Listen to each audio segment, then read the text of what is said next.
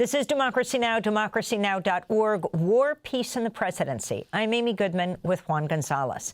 As we continue to look at Donald Trump's victory over Kamala Harris and the Republicans taking control of the Senate, we don't know yet about the House.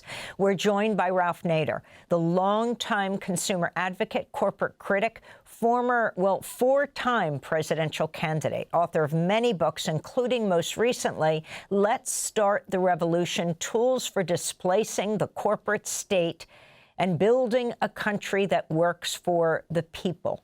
Ralph Nader is the founder of the monthly newspaper, The Capitol Hill Citizen.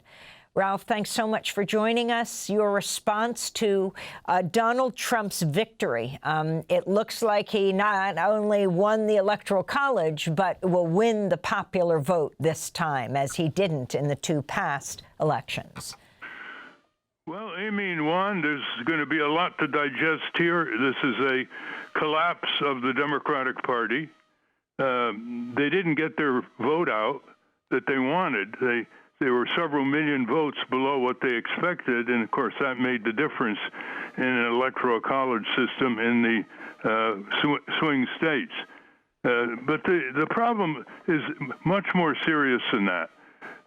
Basically, we now are a country under a dictatorial corporate state. Trump is basically a magnet and a trap for the Democrats. They spent tens of millions of dollars on ads going after Trump instead of going after the 4 years that Trump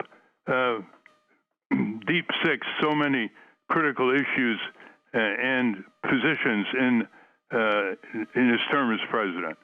So the problem is it's so many variables here to deal with.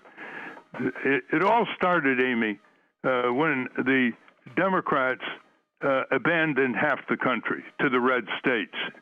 That's devastating. Then they started getting corporate cash in 1979, dialing for the same commercial values. That blurred their difference from the New Deal type Democrats to the corporate Democrats.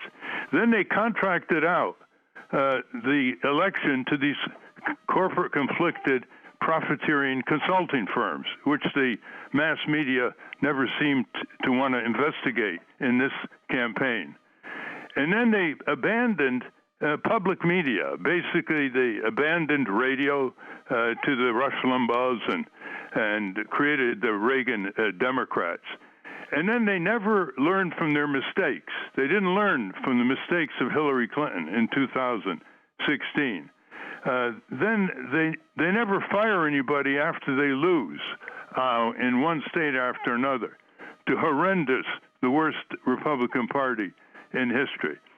And so what is the message that they gave to the American people?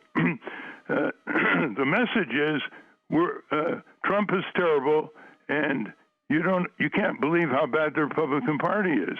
It's too general a message, just simple. A vast majority of people think corporations have too much control over their lives. They didn't fill the blanks. Denial of health care benefits. They didn't fill the blanks on a living wage. They didn't fill the blanks on cracking down on corporate crooks. They didn't fill the blanks on reversing a tax system which undertaxes the very wealthy and the big corporations. They didn't reverse themselves really on trade. They didn't know how to rebut Trump on immigration. And we called the people coming in rapists, criminals, drug traffickers, etc. Instead of saying, well, they're fleeing oppressive countries that are backed by the U.S., dictators and oligarchs in Central and South America. They didn't say that millions of Americans trust immigrants to harvest their food, to care for their children, to care for elderly, to provide critical services that nobody wants to work in the U.S. So there's such a bill of particulars against this Democratic Party, and what's happened, of course, is that millions of people are basically saying we're sick of throwaway lines. We're sick of not having the government return the benefits of massive taxation to us.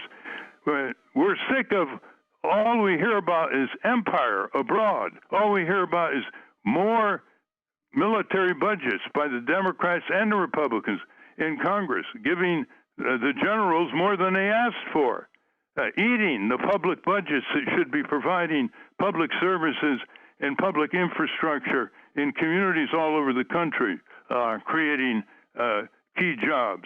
Now, we tried to straighten out these Democrats.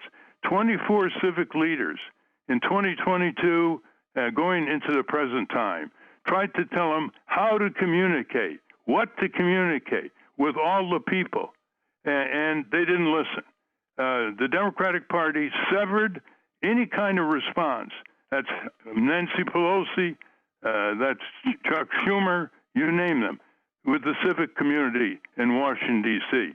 The ones that... Well, Ralph, Ralph, let me ask you, for the progressive movement now as it faces the return of Donald Trump, what do you think are the next steps in terms of resistance or reorganization that have to occur?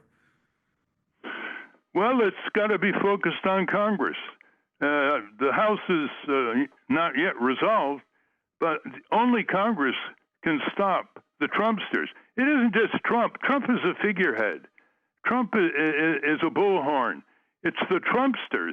It's the Heritage Foundation. It's 2025. It's the takeover of departments that are dedicated to standing up for the people. The Environmental Protection Bureau, the Consumer Financial Protection Bureau, the Auto Safety Bureau, the Federal Trade Commission, the Justice Department.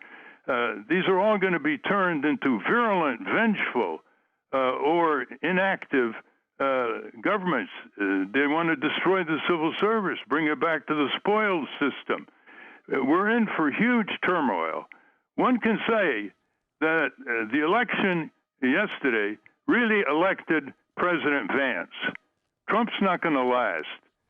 He's going to disintegrate. And Vance is in a position to become the next president. So what has to be done, one, is massive focus on Congress, which is the main constitutionally authorized lever to hold the executive branch accountable. Build for 2026. The Democrats will have far fewer people up for the Senate than the Republicans, unlike this year. And they've got to stop blasting away at people who want to challenge the Democratic Party. The party says to everybody on their side, you know how bad the Republicans are? You got nowhere to go. They spent a lot of money attacking the Green Party, the tiny Green Party, instead of listening to William Barber, Reverend William Barber, who said, look, there's 80 million people who aren't going to vote. A lot of them are low-wage workers.